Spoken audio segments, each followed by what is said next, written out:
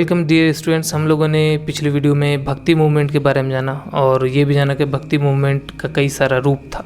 उसी में से एक था वैष्णवाइट मूवमेंट, इसके अलावा शिवाइट मूवमेंट भी था। लेकिन आज की वीडियो में हम लोग जानेंगे वैष्णवाइट मूवमेंट के बारे में। चलिए स्टार्ट करते हैं। तो जो वैष्णवाइट मूवमेंट है वो बहुत ही ज़्यादा सिग्निफिकेंट और कह सकते हैं कि एक बहुत ही इम्पॉर्टेंट और बहुत ही डिफाइनिंग फिलोसफिकल ट्रेडिशन है, रिलीजियस ट्रेडिशन है हिंदुज़म के अंदर। हिंदुज़म में बहुत सारे ट्रेडिशन है, हमको पता होगा। उनमें से एक है वैष्णवाइट मूवमेंट। इसका जो कोर बिलीफ है वो यही है कि इसमें लॉर्ड जो विष्णु हैं, भगवान विष्णु, उनकी पूजा होती है और उनके जितने भी अवतार हैं उनकी पूजा होती है। ये जो मूवमेंट है इसने एक अमिट छाप छोड़ा है जो भारतीय कह सकते हैं आध्यात्मिकता है, स्पिरिचुअलिटी है, उस पर, भारत के कल्चर पे और भारत की सोसाइटी पे।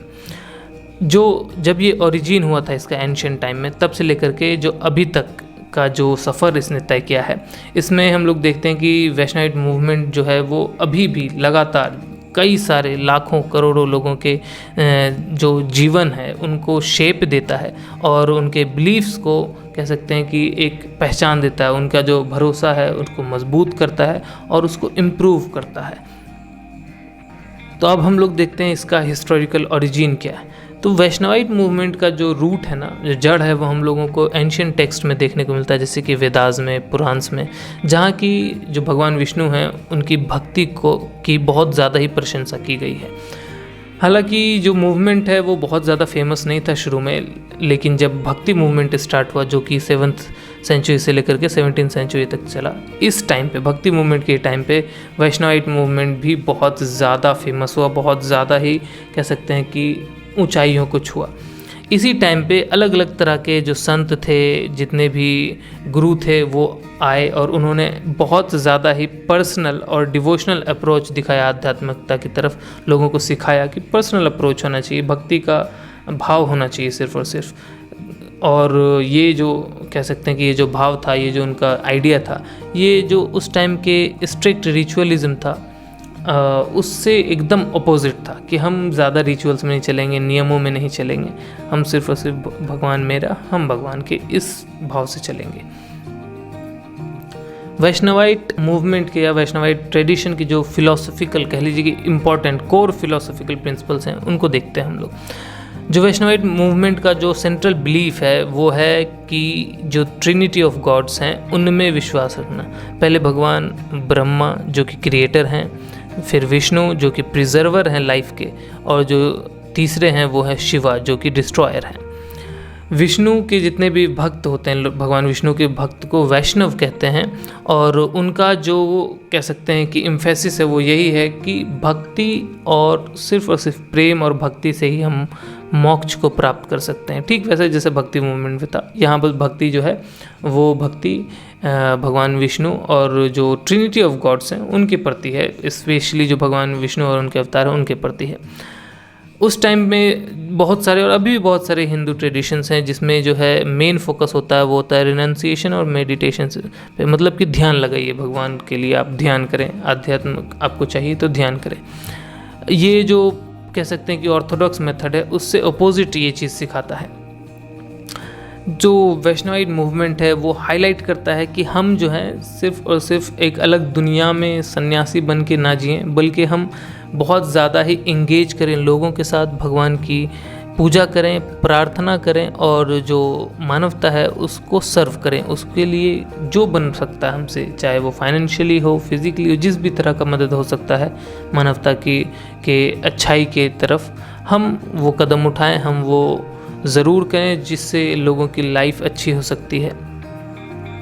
एक और चीज़ जो वैष्णवाइट मूवमेंट में बहुत ज़्यादा इम्पॉर्टेंट है वो है आइडिया ऑफ अवतार। अवतार भगवान जो है अलग अलग रूप में, इसमें मानना होता है कि जो विष्णु भगवान है वो धरती पे अलग अलग रूप में अवतरित होते हैं, इनकारनेट होते हैं। और ये सिर्फ और सिर्फ इसलिए इनकारनेट होते हैं, अवतरित होते हैं, ताकि जो धर्म का कह सकते हैं कि जो अधर्म फैल गया है उसको वापस से ठीक करने के लिए, कॉस्मिक ऑर्डर जो उस टाइम पे बिगड़ गया उसको रीस्टोर करने के लिए, और जो मानवता है उसको गाइड करने के लिए, सही पथ पे वापस लाने के लिए ये अवतार लेते हैं।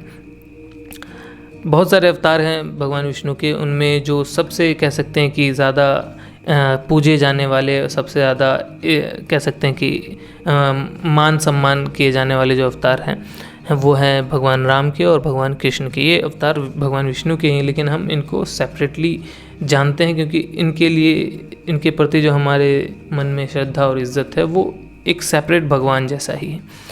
क्योंकि ये अवतार लिए हैं अलग अलग टाइम पे, तो अलग अलग इनकी स्टोरीज़ चलती हैं। और ये जितने भी अवतार लिए हैं ये सिर्फ इसलिए लिए हैं ताकि एक मोरल और एक स्पिरिचुअल लेसन मिले उनकी लाइफ स्टोरीज से। हमको पता है कि भगवान राम की स्टोरी से हमें चरित्र के बारे में पता चलता है, एक लीडरशिप क्वालिटीज़ बताई जाती हैं, क्या सही है क्या गलत ये बताया जाता है। भगवान जो कृष्ण हैं उनकी भी ज़िंदगी से हमें देखने को मिलता है कि किस तरीके से लोगों के प्रति प्रेम होना चाहिए, किस तरीके से हम हंसी खुशी अच्छे तरीके से ज़िंदगी गुजार सकते हैं बिना किसी कह सकते हैं कि छल के, बिना किसी अपने अंदर द्वेष पाले हुए। बहुत चीज़ें हम लोगों को सीखने को मिलती है, मतलब उस पर एक अलग लेक्चर बन सकता है अगर हम उसकी बात करें तो। फिलहाल हम आगे बढ़ते हैं। क्या इम्पैक्ट पड़ा, कल्चरल इम्पैक्ट क्या था वैष्णवाइट मूवमेंट का, वो हम लोग समझ लेते हैं। देखिए, जो वैष्णवाइट मूवमेंट था उसने एक अमिट छाप छोड़ा है इंडियन कल्चर और सोसाइटी पे। ऐसा छाप जो मिटाया नहीं जा सकता, चाहे कोई कितनी भी कोशिश कर ले। इसका जो इन्फ्लुएंस है वो अलग अलग तरह के आर्ट फॉर्म में देखने को मिलता है, जैसे कि क्लासिकल म्यूज़िक में, डांस में, लिटरेचर में, आर्किटेक्चर में, और भी बहुत तरह के जो आर्ट फॉर्म्स हैं उनमें हमको देखने को मिलता है। बहुत सारे आर्किटेक्चर के मामले में देखिए, बहुत सारे जो है आइकॉनिक टेम्पल्स जो भगवान विष्णु को डेडिकेट करके बनाए गए हैं, जैसे कि वेंकटेश्वर टेम्पल है तिरुपति में, पुरी का जो जगन्नाथ टेम्पल है वो, ये सब जो है कह सकते हैं कि अभी भी आर्किटेक्चरल मार्वल माना जाता है। हालांकि ये सेंटर्स ऑफ पिलग्रिमेज है, लोग यहाँ पे जाते हैं, भगवान को पूजते हैं और उनके प्रति अपना श्रद्धा दिखाते हैं। लेकिन अगर आप आर्किटेक्चर के पॉइंट ऑफ व्यू से देखिए तो ये आर्किटेक्चरल मार्वल्स हैं इंडिया के। ऐसा आर्किटेक्चर दोबारा कोई अभी तो नहीं बना सकता, उस टाइम पे ही बना। तो और ये सिर्फ और सिर्फ क्या था, वैष्णवाइट मूवमेंट का ही तो प्रभाव था। लोग इतना ज़्यादा भगवान के प्रति भक्ति दिखा दिए, इतना ज़्यादा लोग उनके प्रति कह सकते हैं कि प्रेम भाव रखते थे कि इतना खूबसूरत मंदिर बन गया, जो कि दोबारा कह सकते हैं कि अभी के आर्किटेक्चर और सिविल इंजीनियरिंग से हम कोशिश कर सकते हैं, कॉपी कर सकते हैं, मिमिक कर सकते हैं, पर सदियों तक ना जिंदा रहने वाला, सदियों तक चलने वाला ऐसा कोई आर्किटेक्चर बना नहीं सकते। अगर लिटरेचर की बात करें, फिलॉसफी की बात करें, तो एक बहुत ही इम्पॉर्टेंट, बहुत ही फेमस एपिक है जो है भगवद गीता। भगवद गीता एक्चुअली में एपिक नहीं है, एपिक तो महाभारत है, लेकिन महाभारत का ही एक छोटा सा पार्ट पे लिखा गया भगवद गीता है, जो कि ये कह सकते हैं कि एक फिलोसॉफिकल डिस्कोर्स है, फिलोसॉफिकल बातचीत है, जो कि कुरुक्षेत्र के युद्ध भूमि पे हो रही है। भगवान कृष्ण और जो अर्जुन थे उनके बीच, इन दोनों के बीच बातचीत हो रही है। और जो गीता में जो टीचिंग्स हैं, भगवान कृष्ण ने जो अर्जुन को बताया, वो सारे टीचिंग्स हैं, जैसे कि किस तरीके से आप ड्यूटी कर सकते हैं, ड्यूटी अगर सामने आए, ड्यूटी के प्रति आपको जो कदम उठाना पड़े वो करें। राइचियसनेस, क्या सही है क्या गलत, सही धर्म के प्रति आपको जो करना पड़े, चाहे अपने ही लोगों का खून करना पड़े क्योंकि वह धर्मी हो गए हैं तो आप करें, क्योंकि आपकी ये ड्यूटी है और धर्म यही कहता है। धर्म कहने का मतलब यहाँ पे राइचियसनेस है, रिलीजन की बात नहीं कर रहे हैं, ठीक है। और भक्ति जो है ना, तो ड्यूटी, राइचियसनेस, भक्ति, ये सभी जो है सेंट्रल वैष्णवाइट फिलोसॉफी है, जो कि भगवद गीता में, श्रीमद् भगवद गीता में लिखी हुई है और जगह जगह याद दिलाया जाता है। बार बार अर्जुन को जो है कृष्ण भगवान जो है वो बताते रहते हैं उन्हें क्या करना चाहिए, भटकना नहीं चाहिए। और अलग अलग सीन्स वहाँ पे होते हैं। हम लोग जानते हैं, बचपन से इस चीज़ को जानते हैं, तो इस पर ज़्यादा कुछ बताने की ज़रूरत नहीं है। चलिए हम जानते हैं कि आज के ज़माने में इस मूवमेंट का, वैष्णवाइट मूवमेंट का क्या प्रभाव है।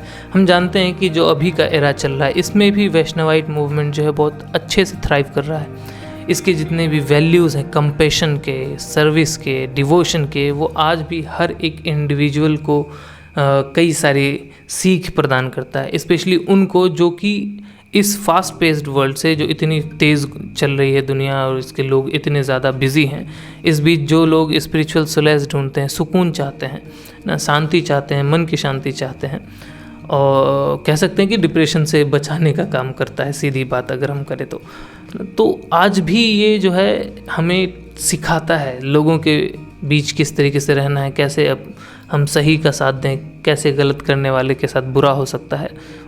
तो देखिए, एरा कोई भी चले, सही गलत हमेशा रहने वाला है, तो जो भी चीज़ें सही गलत पे आधारित होंगी वो हमेशा रहेंगी। तो वैसे ही वैष्णवाइट मूवमेंट का जो असर है वो हमेशा रहेगा, चाहे कोई भी वर्ल्ड आ जाए। इनफैक्ट जो अभी का जो वर्ल्ड है वो उस चीज़ को, उन टीचिंग्स को जो कह सकते हैं कि फैलाने का एक कॉन्टेम्परेरी कंटेक्स्ट ले लिया है, अडेप्ट कर गया है। हम लोग जो है टेक्नोलॉजी को यूज़ करते हैं, मीडिया को यूज़ करते हैं, ताकि जो वैष्णवाइट मूवमेंट के जो टीचिंग्स हैं उनको ग्लोबली फैला सकें। और आपको पता है हम लोग देखते हैं आए दिन यूट्यूब पे या अलग अलग न्यूज़ चैनल्स पे, मीडिया चैनल्स पे, मीडिया आउटलेट्स पे कि पूरे विश्व में किस तरीके से जो टीचिंग्स है वैष्णवाइट मूवमेंट का, भक्ति का, ना सही का गलत का, श्रीमद् भगवद गीता में जितने भी टीचिंग्स दिए गए हैं, लाइफ लेसन्स दिए गए हैं, उन सबको किस तरीके से फैलाया जा रहा है, ऑडियो के ज़रिए, वीडियो के ज़रिए, सॉन्ग्स के ज़रिए, अलग अलग तरीके का माध्यम जो है हम लोग अपना चुके हैं। तो ये नहीं कह सकते कि कोई चीज़ 8वीं शताब्दी में स्टार्ट हुआ, वो मूवमेंट का असर अभी जो है ख़त्म हो गया। बिल्कुल नहीं हुआ। ठीक है, हम कह सकते हैं कि हमारी ज़िंदगी बिज़ी हो गई, हम बहुत ज़्यादा डिवोटेड उस एंगल से नहीं रहते हैं, लेकिन डिवोशन तो अभी भी है। लोग जैसे ही अकेलापन महसूस करते हैं, लोग ढूंढते हैं किसी न किसी परमात्मा से सुकून प्राप्त करना चाहते हैं, और ये जो टीचिंग्स है वो सुकून देता है। तो खैर, बस आई होप कि आप लोग समझ पाए होंगे जो भी हम लोगों ने वैष्णवाइट मूवमेंट के बारे में थोड़ा बहुत सीखा। ज़्यादातर चीज़ें तो हम जानते ही हैं, बस फिर भी एक छोटा सा हम लोग टूर ले लिए।